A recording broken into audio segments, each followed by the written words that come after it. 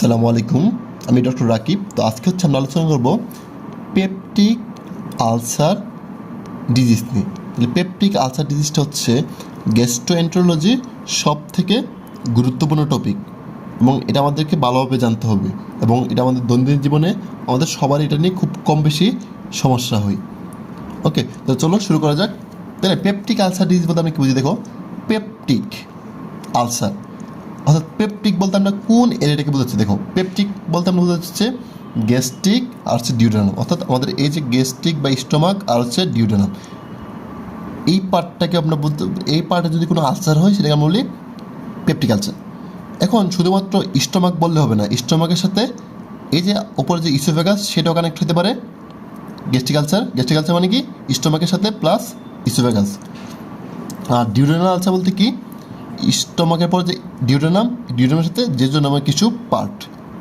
তো কি বুঝলাম যে গ্যাস্ট্রিক আলসার হচ্ছে স্টোমাক প্লাস ইসোফেগাস, আর ডিউডেনাল আলসার হচ্ছে কি? ডিউডেনাম প্লাস জেজোনামের কিছু পার্ট। ওকে, তাহলে আমরা বুঝলাম যে পেপটিক আলসার বলতে আমি কি বোঝাই? পেপটিক আলসার বলতে আমরা গ্যাস্ট্রিক আলসার, ডিউডেনাল আলসার দুইটাকে একসাথে বোঝাচ্ছি। ওকে, এবারে এই যে আমরা বলতেছি আলসার, এই আলসার আর ইরোশন দুইটা কোনটা মানে কি? তাহলে এখন আলসার মানে হচ্ছে যদি মাসকুলারিস মিউকোসাটা পেনেট্রেট করতে পারে, তাহলে পেনেট্রেট মাসকুলারিস মিউকোসা। আর ইরোশন হচ্ছে মাসকুলারিস মিউকোসাকে পেনেট্রেট করতে পারে না। তাহলে আমরা মাসকুলারিস মিউকোসা কী জিনিসটা একটু শিখে নেই। দেখো, আমাদের যে জিআইটি ট্র্যাক্টের লেয়ারগুলো কী কী? সবার ভিতরে হচ্ছে মিউকাস, এত পর্যন্ত হচ্ছে মিউকাস, তারপর হচ্ছে মাসল লেয়ার, ওকে, সাবমিউকোসা, তারপর হচ্ছে মিউকাস লেয়ার, তারপর হচ্ছে বাইরে থাকে সেরোসা, চারটা লেয়ার। এখন এই মিউকাসের আন্ডারে আবার দেখো কী কী আছে। এই যে এটা হচ্ছে এপিথেলিয়াল লেয়ার, তারপর হচ্ছে এটা হচ্ছে এই যে এগুলো হচ্ছে লেমিনা প্রক্রিয়া, দেন হচ্ছে এই যে মাসকুলারিস মিউকোসা। এখন এখানে যদি আলসার হইতে হইতে যদি এই আলসারটা যদি এই জায়গাগুলো ক্ষত করতে করতে বা এই জায়গাটা ক্ষত করতে যদি মাসকুলারিস মিউকোসা পর্যন্ত চলে আসে, তাহলে সেখানে হলো আলসার। আর যদি শুধুমাত্র এই মিউকোসা লেয়ারটা এবং সাব মিউকোসা এতটুকু পর্যন্ত সেই আলসার করলো বা ক্ষয় করলো, বাট মাসকুলারিস মিউকোসাকে এফেক্ট করলো না, তখন সেটা আমরা বলি ইরোশন। ঠিক আছে? তাহলে আলসার মানে কি? আলসার হচ্ছে সে এরকম ক্ষয় করতে করতে একদম মাসকুলারিস মিউকোসা চলে আসবে, বাট ইরোশনে শুধুমাত্র এই যে মিউকোসার লেয়ারটা হচ্ছে ইনজোর হবে, মাসকুলারিস মিউকোসাতে যাবে না। তাহলে এই মাসকুলারিস মিউকোসা পর্যন্ত যাবে না, তাহলে সেটা হচ্ছে ইরোশন। ওকে, তাহলে আমরা এখন আসি কমন কজ অফ গ্যাস্ট্রাইটিস। দেখো, আলসার মানে কি? ক্ষয় হয়ে যাওয়া বা ক্ষত হয়ে যাওয়া। এখন ক্ষত হইতে হলে কী করতে হবে? ওইখানে ইনফ্লামেশন হইতে হবে, ইনফেকশন হইতে হবে। তাহলে গ্যাস্ট্রাইটিস মানে হচ্ছে স্টোমাকের ইনফ্লামেশন।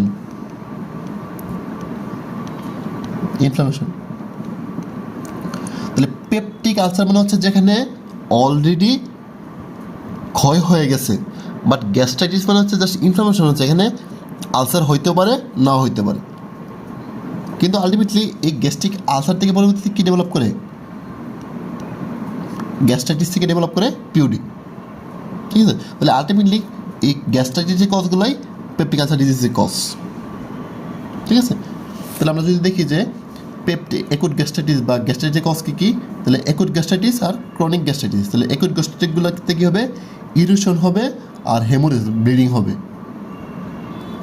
তাহলে কী কী কজ আছে দেখো, অ্যাসপিরিন, NSAID, তারপর হচ্ছে হেলিকোব্যাক্টার পাইলোরি, তারপর হচ্ছে অ্যালকোহল, তারপর হচ্ছে ড্রাগসের দিকে আছে আয়রন, যে ড্রাগগুলো আছে আয়রন প্রিপারেশনের যে ড্রাগগুলো, তারপর হচ্ছে স্ট্রেস, ফিজিওলজিক্যাল স্ট্রেস, যেমন বার্ন, মাল্টি অর্গান ফেলোর, ঠিক আছে, এবং CNS ট্রমা।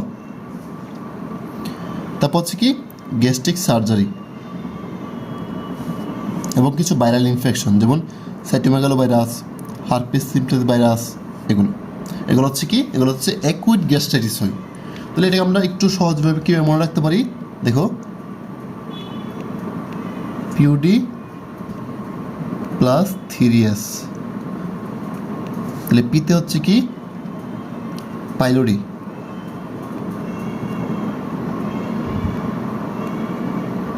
তারপরে ডিতে হচ্ছে ড্রাগ, ড্রাগ মানে আয়রন প্রিপারেশন ড্রাগগুলো। আর 3টা এস দ্বারা কী কী আছে, স্মোকিং, তারপর হচ্ছে স্ট্রেস, তারপর হচ্ছে এসআইডি মানে এনএসআইডি। আমরা এই এসটা দিয়ে মনে রাখবো। এছাড়া কি আছে, সার্জারি। ঠিক আছে, আমরা জাস্ট এভাবে একটা কিছুটা মনে রাখতে পারি। এগুলো সহজে আসলে মনে রাখা যায়, এগুলোর জন্য এত নিউমোনিক্স লাগে না। তারপর সেই chronic non specific gastritis. Chronic কি, যে H pylori infection. H pylori ইনফেকশনে কী হতে পারে, ক্রনিক গ্যাস্ট্রাইটিস হতে। তারপর সেই অটোইমিউন ডিজিজ, যেমন পার্নিসিয়াস অ্যানিমিয়া। এখানে কী হয়, প্যারাডাল সেল এগেনস্ট অ্যান্টিবডি তৈরি হয়, এবং যেহেতু প্যারাডাল সেল এগেনস্ট অ্যান্টিবডি তৈরি হচ্ছে, তাহলে প্যারাডাল সেল থেকে যে সিক্রেশন HCl সে হ্যাম্পার হবে এবং আলটিমেটলি গ্যাস্ট্রাইটিস ডেভেলপ করবে। তারপর সে পোস্ট গ্যাস্ট্রেক্টমি। আর কিছু আছে রেয়ার বাট স্পেসিফিক ফর্ম, যেমন ইনফেকশন কীদের হয়, সাইটোমেগালো ভাইরাস, টিউবারকুলোসিস ভাইরাস, এবং গ্যাস্ট্রোইন্টেস্টাইনাল ডিজিজ যেমন ক্রোনস ডিজিজ। তাহলে আমাদের এগুলো আসলে দরকার নেই, আমাদের যেটা মনে রাখতে হবে সেটা হচ্ছে এই অ্যাকুট গ্যাস্ট্রাইটিস বা কমন, এগুলো হচ্ছে মোস্ট কমন। ওকে, এগুলো আমাদের মনে রাখতে হবে।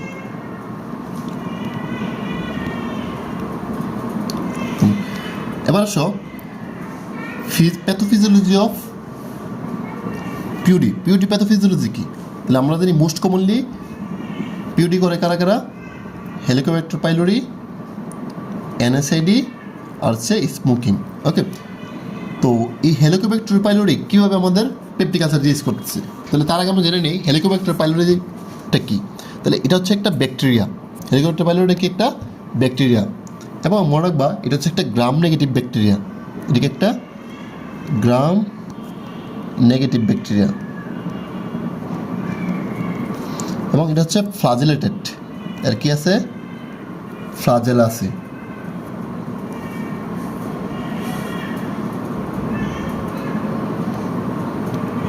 দেখো এটা কিন্তু ফ্লাজেল আছে, আমাদের এতে ফ্লাজেল আছে। এবং এটা হচ্ছে একটা অঙ্কোজেনিক ভাইরাস। অঙ্কোজেনিক কেন বলতেছি, কারণ সে হচ্ছে ক্যান্সার করে। আমরা দেখবো যে আমাদের গ্যাস্ট্রিক আলসার থেকে গ্যাস্ট্রিক কার্সিনোমা হইতে পারে। ওকে, এবং এখানে কিছু জিনিস আমাদের জানতে হবে, সেটা হচ্ছে দেখো বেকুলেটিং সাইটোটক্সিন, যেটা আমরা বলি বাকা বা ব্যাক এ। তারপর হচ্ছে ক্যাগ এ, সাইটোটক্সিন অ্যাসোসিয়েটেড জিন ক্যাগ এ। তারপর হচ্ছে বাবা বা ব্যাব এ, যেটা হচ্ছে অ্যাড্রেশন করতে হেল্প করে। হ্যাঁ, আমাদের এই জন্য একটু মনে রাখতে হবে, নিশ্চয়ই দেখবো আমরা এগুলো পড়বো শর্ট ফর্মে। তাহলে আসো আমরা দেখি এইচ পাইলোরি কীভাবে হচ্ছে আমাদের পিউরি করতেছে। তাহলে এইচ পাইলোরি, তাহলে আমরা জানি এইচ পাইলোরি কী করে, ইউরেস তৈরি করে। এইচ পাইলোরি কী করে, দেখো ইউরেস তৈরি করে। তো এই ইউরেস কী করে, এই ইউরেসটা হচ্ছে ইউরিয়াকে ব্রেকডাউন করে অ্যামোনিয়া এবং কার্বন ডাইঅক্সাইড তৈরি করে। এবং যখন এই ইউরিয়াকে ব্রেকডাউন করে অ্যামোনিয়া এবং কার্বন তৈরি করবে, তখন কী হবে, আমাদের যে স্টমাকের যে এন্ডোথিলিয়াম, আমরা মিউকোসাতে পড়ছি এন্ডোথিলিয়াম আছে, তাই না? তো এই এন্ডোথিলিয়ামের এখানে থাকবে হচ্ছে লুইস বি অ্যান্টিজেন। এই এন্ডোথিলিয়ামে কী থাকে, লুইস বি অ্যান্টিজেন। তার সাথে কে ব্যান করবে, আসা ব্যাব এ, কে ব্যাব এ, সে এসে কী হবে, অ্যাডিশন হবে লুইস বি এর সাথে। হওয়ার ফলে কী হবে, এই এন্ডোজেনের ভিতরে এন্ডোথিলিয়ামের ভিতরে থাকা ক্যাগ এ এবং ব্যাগ এ, তারা হচ্ছে কী হবে, এক্সপ্রেস হবে, তারা বেরিয়ে আসবে। যখন তারা বেরিয়ে আসবে তখন কী হবে, তখন হচ্ছে সেলুলার ডিস্ট্রাকশন হবে, অর্থাৎ ইনফ্লামেশন হয়ে আমাদের এই যে সেলগুলো আছে, এই এন্ডোথেলিয়াম সেলগুলো, এখানে কী হবে, সেলুলার ডিস্ট্রাকশন হবে। এখন দেখো এই এন্ডোথেলিয়ামের সেলগুলো যখন এখানে যখন ডিস্ট্রাকশন হবে, এপিথেলিয়াল সেলগুলো যখন ডিস্ট্রাকশন হবে, তখন আমরা কী পাবো, দেখো এখানে সেলগুলো কী হবে, ডেড হবে। তো সেলগুলো নষ্ট হয়ে যাবে। এবং যেহেতু সেলগুলো নষ্ট হয়ে যাবে, তাহলে কী হবে, এখান থেকে HCl সিক্রেশনটা কমে যাবে। এবং HCl যখন সিক্রেশন কমে যাবে, আসবে না, তখন আমরা সেই কন্ডিশনটাকে কী বলি, অ্যাক্লোরহাইডিয়া। এখন যখন স্টোমাকে অ্যাক্লোরহাইডিয়া ডেভেলপ করবে, তখন স্টোমাকের ইমিউন সিস্টেমটা কী হবে, ডাউন হয়ে যাবে। কারণ আমরা জানি আমাদের যে ভাইরাস ব্যাকটেরিয়াগুলো যখন আমাদের স্টোমাকে আসে, তখন কী হয়, সেগুলো HCl এর দ্বারা সেগুলো হচ্ছে ইমিউনাইজ হয় বা সেগুলো হচ্ছে ধ্বংস হয়ে যায়। তো যেহেতু এখন HCl নাই, অ্যাক্লোহাইড্রেট তৈরি করছে, তখন কী হবে ওইখানে ব্যাকটেরিয়াগুলো অন্য যে ব্যাকটেরিয়াগুলো আছে সেই ব্যাকটেরিয়াগুলো কী হবে পলিমারেশন হবে, এবং যখন ব্যাকটেরিয়া মাল্টিপ্লাই করতে হবে তখন কী হবে সেখানে ইনফ্লামেশন হবে। তো ইনফ্লামেশন হওয়ার পরে তখন এই H. pylori কী করবে, এই নাইট্রেট থেকে নাইট্রেট তৈরি করবে, এবং এই নাইট্রেট কী করে ক্যান্সারের জন্য একটা প্রিডিসপোজিং ফ্যাক্টর হিসেবে কাজ করে, অর্থাৎ সে কী করবে গ্যাস্ট্রিক ক্যান্সার করবে। আর অন্যদিকে কী করবে, এই সেলুলার ডিস্ট্রাকশন হওয়ার ফলে আমাদের যে ডি সেলটা আছে এই ডি সেলটা কী হবে ডেস্ট্রয় হয়ে যাবে, এবং ডি সেল থেকে কে আসতো সোমাটোস্টেটিন, তাহলে আলটিমেটলি কী হবে সোমাটোস্টেটিন কমে যাবে, এবং এই সোমাটোস্টেটিন কী করতো গ্যাস্ট্রিনকে ইনহিবিট করে রাখতো। তো যেহেতু সোমাটোস্টেটিন কমে যাবে তাহলে কী হবে গ্যাস্ট্রিন সিক্রেশনটা বেড়ে যাবে, এবং এই গ্যাস্ট্রিন কী করবে HCl সিক্রেশনকে বাড়াবে, এবং এই আলটিমেটলি এক্সেস HClগুলো কী করবে ডিউডেনামে চলে আসবে, যেহেতু অনেক বেশি পরিমাণ তখন স্টোমাক থেকে কী করবে সে HClগুলো ডিউডেনামে চলে আসবে, এবং ডিউডেনামে এসে কী আলসার করবে, তখন এটাকে আমরা বলি ডিউডেনাল আলসার। ঠিক আছে, আমরা যদি একটু চিত্রের মধ্যে দেখি, দেখো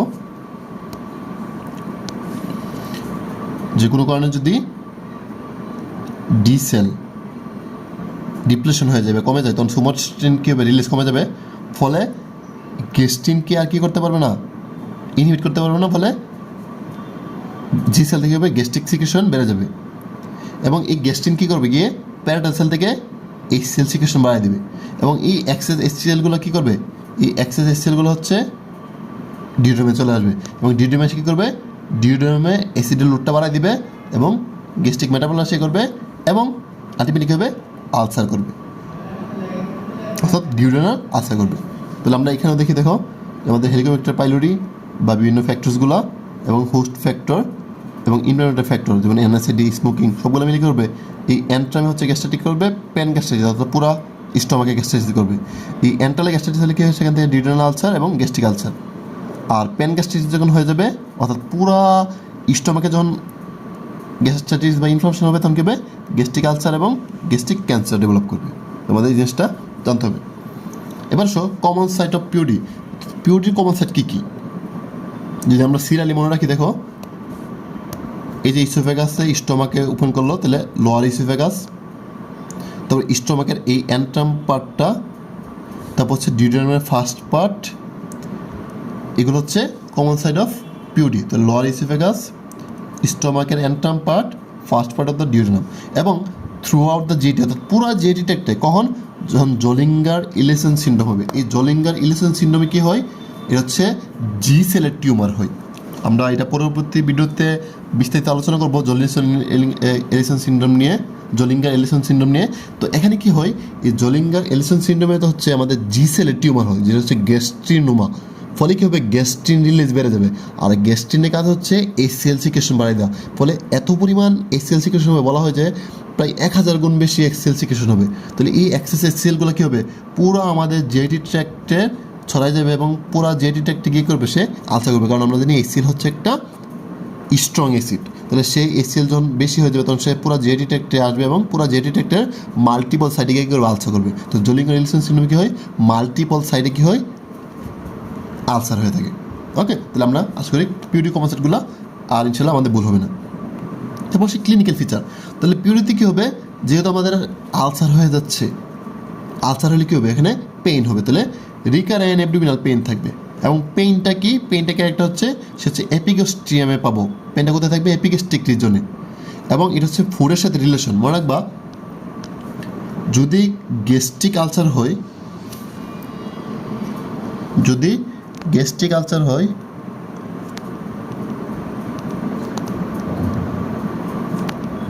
খাবার খাওয়ার পর ব্যথা বাড়বে, ব্যথা বাড়বে।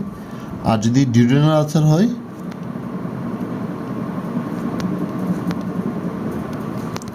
খাবার খাওয়ার পর ব্যথা কমবে, অর্থাৎ খাবার সাথে রিলেটেড। বা আমরা এভাবে বলতে পারি যে গ্যাস্ট্রিক আলসার এমটি স্টোমাকে ব্যথা কম থাকে, আর ডিউডেনাল আলসার ভরা পেটে কম থাকবে, ব্যথা কম থাকবে। বা আবার এভাবে বলতে পারি গ্যাস্ট্রিক আলসার বমি হওয়ার পরে ব্যথাটা কমে যায়, কিন্তু ডিউডেনাল আলসারে বমি হওয়ার পরে ব্যথা কমে না। ঠিক আছে, আমরা এভাবে বলতে পারি। তাহলে এভাবে আমরা হচ্ছে ডিউডেনাল আলসার এবং গ্যাস্ট্রিক আলসার কী করতে পারি, আলাদা করতে পারি। এবং এটা হচ্ছে এপিসোডিক, পেনটা কেমন এপিসোডিক, অর্থাৎ একটা নির্দিষ্ট সময় পর ব্যথাটা হবে। এবং মাঝে মাঝে কিছু মানুষ কী থাকে, বমিও করে। যদি পেপটিক আলসার ডিসটা যদি খুব বেশি পরিমাণ হয় তখন কী হবে, সে বমিও করতে পারে। এবং ইউজুয়ালি বমি থাকে না, কিন্তু যদি দেখা যায় পারসিস্টেন্ট প্রতিদিন বমি হচ্ছে, তাহলে মনে রাখবো সেটা কিসের কারণে, সেটা হচ্ছে গ্যাস্ট্রিক আউটলেট অবস্ট্রাকশন, যেটা হচ্ছে কি ক্রনিক ডিউডেনাল আলসার থেকে পরবর্তী কী হয় গ্যাস্ট্রিক আউটলেট অবস্ট্রাকশন হবে, ফলে সে বমি করবে। এছাড়া কী থাকে, অনেক সময় কী থাকে, এই সিম্পটমগুলো শুধুমাত্র থাকে কী অ্যানোরেক্সিয়া এবং নর্সিয়া, খাবারের রুচি এবং বমি বমি ভাব। এটা হচ্ছে অনেকের কী থাকে, অনেকের এটা থাকতে পারে। এবং খাবার খাওয়া শুরু করলে তার কী হয়ে যায়, তার মনে হচ্ছে পেট ভরে গেছে, আর্লি স্যাটাইটি আফটার মিল। এই সিম্পটমগুলো কী থাকে, অনেকের থাকবে, এগুলো থাকবে না অনেক সময়। ঠিক আছে, এবার সি ইনভেস্টিগেশন। তাহলে মনে রাখবা ইনভেস্টিগেশন চয়েস কি, এন্ডোস্কোপি করবো। ওকে, আর যদি আমরা বলছিলাম যে গ্যাস্ট্রিক আলসার থেকে কী হয়, গ্যাস্ট্রিক ক্যান্সার হওয়ার চান্স থাকে, সেজন্য আমরা কী করবো, এই এন্ডোস্কোপি করে বায়োপসি নিয়ে নিব। যদি দেখি যে গ্যাস্ট্রিক আলসার, তখন আমরা কী করবো, সেখান থেকে বায়োপসি নিব, নিয়ে হচ্ছে আমরা যে দেখবো যে তার গ্যাস্ট্রিক আলসার আছে কিনা। এবং যেহেতু আমরা বললাম যে পেপটিক আলসার ডিজিজের মেইন কজ হচ্ছে এইচ পাইলোরি, তাহলে আমাদের কী করতে হবে, এইচ পাইলোরি ডিটেক্ট করার জন্য টেস্ট করতে হবে। তাহলে চলো দেখি আমরা এইচ পাইলোর জন্য কী কী টেস্ট আছে। এইচ পাইলোর জন্য হচ্ছে দুই রকমের টেস্ট আছে, সেটা নন ইনভিসিভ আর একটা হচ্ছে ইনভিসিভ। নন ইনভিসিভটাকে মানে কি, যেন হচ্ছে আমরা কোনো যন্ত্রপাতি পেটের ভিতরে ঢোকানো লাগে না। আর ইনভিসিভ মানে যে হচ্ছে আমরা ওই এন্ডোস্কোপি দিয়ে বায়োপসি নিয়ে তারপর করতে হয়। তাহলে বোঝা যাচ্ছে যে এই ইনভিসিভটা হচ্ছে একটা পেইনফুল প্রসিডিউর। তাহলে নন ইনভিসিভতে কী কী আছে, নন ইনভিসিভতে তিনটা আছে, সেরোলজি, তারপর হচ্ছে urea breath test, faecal antigen. Okay, তো এটাকে আমরা হচ্ছে আমি এভাবে মনে রাখতাম, তিনটা টেস্টকে হচ্ছে সিএসএফ দিয়ে, সেরেব্রোস্পাইনাল ফ্লুইড দিয়ে।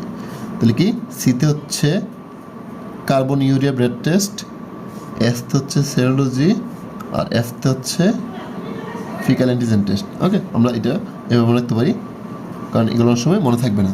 এবং এখান থেকে এমসিকিউ এসবি কোশ্চেন মাস্ট আসবে। ওকে, এবং এই সেরোলজিটা হচ্ছে র্যাপিড,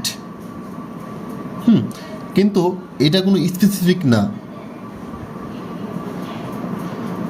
কিন্তু কনফার্মেটরি টেস্ট হচ্ছে urea breath test, carbon urea breath test, এটা হচ্ছে কনফার্মেটরি।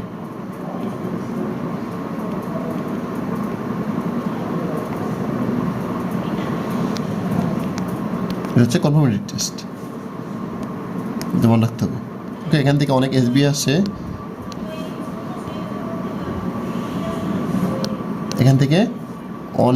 আসে, আমাদের এটা মনে রাখতে হবে।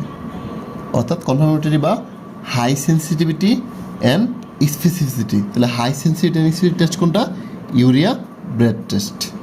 আর ফিকাল অ্যান্টিজেন কি, এটা হচ্ছে চিপ এবং স্পেসিফিক, বাট 95% বেশি স্পেসিফিক। আর ইনভিসিভিতে কি আছে, হিস্টোলজি, এবং এটা হচ্ছে একটা স্পেসিফিক টেস্ট। ওকে, আর আরেকটা কী করতে পারি আমরা, র্যাপিড ইউরেস টেস্ট, এটা চিপ এবং কুইক। কিন্তু যে জিনিসটা আমাদের মনে রাখতে হবে সেটা হচ্ছে মাইক্রোবায়োলজিক্যাল কালচার, এটা হচ্ছে কি গোল্ড স্ট্যান্ডার্ড, ওকে, তাহলে আমাদের দুইটা জিনিস মাস্ট মনে রাখতে হবে। একটা হচ্ছে কনফার্মেটরি বা high sensitivity and specific test কোনটা, ইউরিয়া ব্রেথ টেস্ট। আর গোল্ড স্ট্যান্ডার্ড টেস্ট কোনটা, মাইক্রোবায়োলজিক্যাল কালচার। এই দুটো অ্যাটলিস্ট আমাদের মনে রাখতে হবে। ওকে, তাহলে এইগুলো দিয়ে আমরা হচ্ছে এইচ পাইলোরি হচ্ছে ডায়াগনোসিস করব।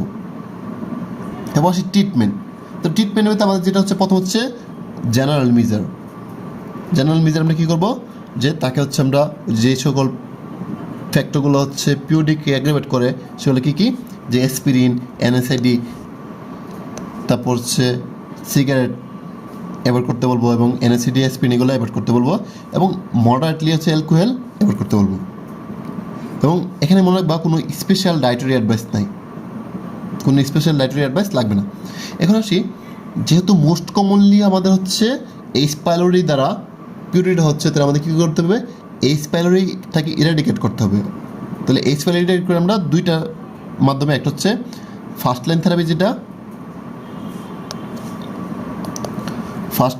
যেটা এটাকে আমরা বলি ট্রিপল থেরাপি, এবং এটাকে আমরা মনে রাখি হচ্ছে 7 প্যাক দিয়ে, 6 প্যাক জায়গায় কী হবে 7 প্যাক।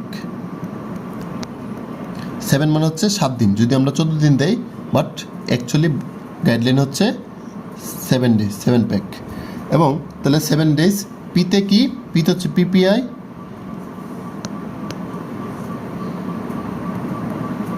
পিতে হচ্ছে পিপিআই, এতে হচ্ছে অ্যামোক্সিসিলিন, আছে ক্লেরথ্রোমাইসিন। ওকে, 7 প্যাক। যদি এটাতে কাজ না হয় তাহলে আমরা কি দেবো, সেকেন্ড লাইন হচ্ছে কি 4টা ড্রাগ, এটাকে আমরা বলি কোয়াড্রিপল থেরাপি, এবং এটা আমরা মনে রাখি হচ্ছে পিবিএমটি দেওয়া, পিবিএমটি। তাহলে পিবিএমটি দ্বারা আমরা কি বোঝাচ্ছি, পিপিআই, বিসমাথ, মেট্রোনিডাজল, আছে টেট্রাসাইক্লিন। ওকে, তাহলে এগুলো হচ্ছে আমাদের এইচ পাইলোরি ইরিটেশন ট্রিটমেন্ট। এবং আমরা কিছু সার্জিক্যালও করি, সার্জিক্যাল কি আছে, পার্শিয়াল গ্যাস্ট্রেক্টমি, যেটা আমরা বিল ডট অ্যানাস্টোমোসিস। ওকে, তাহলে আমরা হচ্ছে আমাদের পিউরির ম্যানেজমেন্ট। এবার আসো, আমরা যে বললাম যে পেপটিক আলসার ডিজিজে আমরা সার্জারি করি, পার্শিয়াল গ্যাস্ট্রেক্টমি করি, কখন আমরা পেপটিক আলসার ডিজিজে সার্জারি করবো? আমরা তো সব পেশেন্টকে সার্জারি করবো না। কখন করবো? যখন আমরা দেখবো যে ওখানে কোনো পারফোরেশন মানে ছিদ্র হয়ে গেছে বা হেমোরেজ, ব্লিডিং হচ্ছে, ইন্টারনাল ব্লিডিং। তো এগুলোতে আমরা কী করবো, ইমার্জেন্সি সার্জারি করবো। ওকে, আর দীর্ঘ সুস্থ বা সময় নিয়ে করা যাবে কোনটাতে, গ্যাস্ট্রিক আর্টারি অবস্ট্রাকশন, মানে এটা ইমার্জেন্সি না, বাট করতে হবে। Persistent ulcer despite educate medical therapy দেওয়ার পরে যদি আলসারটা হচ্ছে পারসিস্ট করে, এবং recurrent ulcer following gastric surgery, তাহলে এই সব ক্ষেত্রে কী হবে, আমাদের সার্জারি করতে হবে। তাহলে আমাদের যে দুটো জিনিস মনে রাখতে হবে সেটা হচ্ছে কী, পারফোরেশন আর হচ্ছে হেমোরেজ। এই দুইটা আমাদের মনে রাখতে হবে যে এই সব ক্ষেত্রে আমরা কী করি, পিউডি হলে আমরা সার্জারি করি। এবার আসো, indication of Helicobacter pylori testing. কখন আমরা এইচ পাইলোরি টেস্ট করবো? আমরা তো দেখে আসছি যে এন্ডোস্কোপি হচ্ছে আমাদের মানে চয়েস অফ ইনভেস্টিগেশন, তারপর আমরা কী করছি, এইচ পাইলোরি টেস্ট করলাম, ইনভেস্টিগেশন নন ইনভেস্টিগেশন। তাহলে কোন ক্ষেত্রে আমরা এইচ পাইলোরি টেস্টটা করব? যদি তার হচ্ছে active or past history of peptic ulcer disease, তার মানে এখনও আছে এবং আগে তার পিউডি ছিল। তারপর হচ্ছে ডিসপেপসিয়া থাকলে, তবে কেউ যদি লং টাইম এনএসএডি আর লো ডোজ অ্যাসপিরিন ইউজ করে। আরও কিছু ডিসঅর্ডার যেমন আইটিপি অর্থাৎ ইডিওপ্যাথিক থ্রম্বোসাইটোপেনিক পারপুরা, আইটিপি থাকলে এবং হচ্ছে আনএক্সপ্লেন আয়রন ডেফিসিয়েন্সি এনিমিয়া থাকলে, অর্থাৎ কারো যদি আয়রন ডেফিসিয়েন্সি এনিমিয়া থাকে কিন্তু এটা কোনো কজ আমরা ধরতে পারতেছি না, এবং হচ্ছে আনএক্সপ্লেন ভিটামিন বি 12 ডেফিসিয়েন্সি। এছাড়া আর দুটো কজ আছে, এগুলো আমি কোশ্চেন দেখে আমি মনে রাখতাম না, তোমরা চাইলে মনে রাখতে পারো। এক্সট্রানোডাল মার্জিনাল জোন লিম্ফোমা, যেটাকে আমরা বলি মেল টাইপ লিম্ফোমা, আর হচ্ছে previous endoscopic resection for early gastric cancer. তাহলে এইসব ক্ষেত্রে আমরা কী করবো, অবশ্যই আমাদের কী হতে হবে, এইচ পাইলোরি আছে কিনা সেটা ডায়াগনোস করতে হবে। আর কোথায় আমরা এ করবো না, জার্ড আর অ্যাসিমটোমেটিক পিপল, পিউড আছে বা যদি তার সিমটম না থাকে, আর যদি জার্ডের ক্ষেত্রে, ওকে, জার্ডের ক্ষেত্রে আমাদের এইচ পাইলোরি টেস্ট করা লাগে না।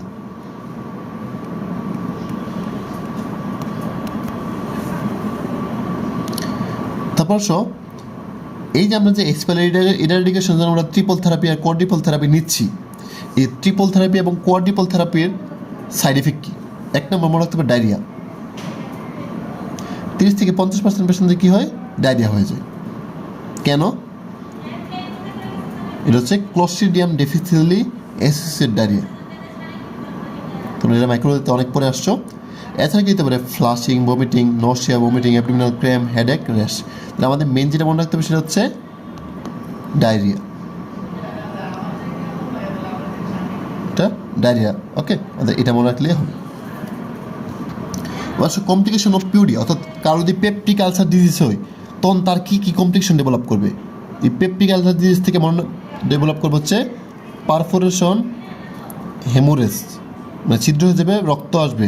তো স্টেনোসিস মানে হচ্ছে gastric outlet obstruction, gastric outlet obstruction, আর হচ্ছে কি কার্সিনোমা। তো এটা আমরা মনে রাখি এসিসি পাস দিয়ে, তাহলে এসএসসি পাসের কি পিতে হচ্ছে পারফোরেশন, আর এইচতে হচ্ছে হেমোরেজ, এসতে হচ্ছে স্টেনোসিস, আর সিতে হচ্ছে কার্সিনোমা। আমরা এইভাবে মনে রাখতে পারি। আর এবার আসো, এটা হচ্ছে পেপটিক আলসার ডিজিজ যাদের আছে তাদের কমপ্লিকেশন, মানে কারো পিউডি আছে এবং সে ট্রিটমেন্ট করতেছে না, তখন তার কী কী সমস্যা হতে পারে। আর আমরা বলছিলাম যে পারফোরেশন আর হেমোরেজ থাকলে আমরা কী করি, গ্যাস্ট্রেক্টমি করি। এই গ্যাস্ট্রিকটমি যখন করবো তখন হচ্ছে কিছু কমপ্লিকেশন হতে পারে, মানে গ্যাস্ট্রিকটমি যখন আমরা করবো তখন কী হচ্ছে কিছু কমপ্লিকেশন ডেভেলপ করে। কী কী? এক নম্বর হচ্ছে ডাম্পিং। ডাম্পিংটা কি, যে র্যাপিডলি গ্যাস্ট্রিক এমটি হয়ে যাবে, অর্থাৎ আপনি খাবার খাইতেছেন তখন র্যাপিডলি গ্যাস্ট্রিক এমটি হয়ে যাবে। এবং এটা কি আছে দুই রকমের, একটা হচ্ছে আর্লি আর একটা হচ্ছে late. Early dumping, late dumping. এই আর্লি ডাম্পিংটা কি হচ্ছে কমন কি, নর্মালি কি খাওয়ার পরে 30 মিনিট হইতে কী হয়ে যাবে, তার গ্যাস্ট্রিক এমটি হয়ে যাবে। ওকে, আগে আমরা কী জানতাম না, নর্মালি আমরা যখন খাবার খাই, খাবারটা হচ্ছে স্টোমাক থেকে ডিউডেনামে আসতে কতক্ষণ লাগে, 2 থেকে আড়াই ঘন্টা লাগে, অর্থাৎ খাবারটা 2 থেকে আড়াই ঘন্টা স্টোমাকে থাকে। কিন্তু এখানে কি হচ্ছে 30 মিনিটের মধ্যে কী হচ্ছে, খাবারটা স্টোমাক থেকে স্মল ইন্টেস্টিনে আসতেছে। তো স্মল ইন্টেস্টিনে যদি 30 মিনিট চলে আসে, তাহলে আলটিমেটলি খাবারটা কোথায় জমে থাকবে, স্মল ইন্টেস্ট জমে থাকবে, এবং স্মল ইন্টেস্টিনগুলো ডিস্টিনেট হয়ে যাবে। ঠিক আছে, এবং এর ফলে কী হবে, অ্যাবডোমিনাল ডিসকমফোর্ট এবং ডায়রিয়া হতে পারে। অর্থাৎ সে যদি খাবার খাওয়ার ফলে তার দেখা যাচ্ছে অ্যাবডোমিনাল ডিসকমফোর্ট হচ্ছে এবং ডায়রিয়া হয়ে যাবে। ওকে, আবার কী হচ্ছে লেট ডাম্পিং, সেটা কী হয় 1 থেকে 3 ঘন্টা পরে, খাবার খাওয়ার 1 থেকে 3 ঘন্টা পরে তার গ্যাস্ট্রিক এমটি হবে। তারপর হচ্ছে কি সমস্যা ডেভেলপ করতে পারে, কেমিক্যাল গ্যাস্ট্রোপ্যাথি বা বাইল রিফ্লাক্স গ্যাস্ট্রোপ্যাথি। তারপর হচ্ছে কী হতে পারে, ডায়রিয়া এবং ম্যালডাইজেশন, অর্থাৎ যে কোনো ধরনের পেপটিক আলসার অপারেশনের পরে কী হয়, ডায়রিয়া ডেভেলপ করে। এর কথা 1 থেকে 2 ঘন্টা পরে, খাওয়ার 1 থেকে 2 ঘন্টা পরে। তারপর হচ্ছে ওয়েট লস। কেন ওয়েট লস হবে, কারণ তাদের হচ্ছে এই পেশেন্টগুলো কী হচ্ছে খাবারের ইনটেকটা হচ্ছে কমে যায়। তারপর হচ্ছে অ্যানিমিয়া, এখানে কী হয়, আয়রন ডেফিসিয়েন্সি অ্যানিমিয়া হয়। যদি কারো যদি সাবটোটাল গ্যাস্ট্রিকটমি করে তখন কী হবে, তার আয়রন ডেফিসিয়েন্সি অ্যানিমিয়া ডেভেলপ করে। তারপর হচ্ছে মেটাবলিক বোন ডিজিজ, অর্থাৎ এখানে যদি ডাইজেশন হচ্ছে বা ম্যালাইজেশন হচ্ছে, তখন কী হবে, অস্টিওপোরোসিস এবং অস্টিওম্যালাসিয়া হবে। কেন? কারণ ওই যে ভিটামিন ডি ম্যালাইজেশনের কারণে। আর হচ্ছে কি থাকবে, গ্যাস্ট্রিক ক্যান্সারের রিস্ক আছে বা গ্যাস্ট্রিক ক্যান্সার ডেভেলপ করবে। তাহলে এই ছিল আমাদের পেপটিক আলসার ডিজিজ নিয়ে আলোচনা। আশা করি তোমরা সবাই বুঝতে পেরেছো। তোমাদের কারো যদি কোনো কোশ্চেন থাকে অবশ্যই কমেন্টে জানাবা। তো সবাইকে অনেক শুভকামনা। আসসালামু আলাইকুম।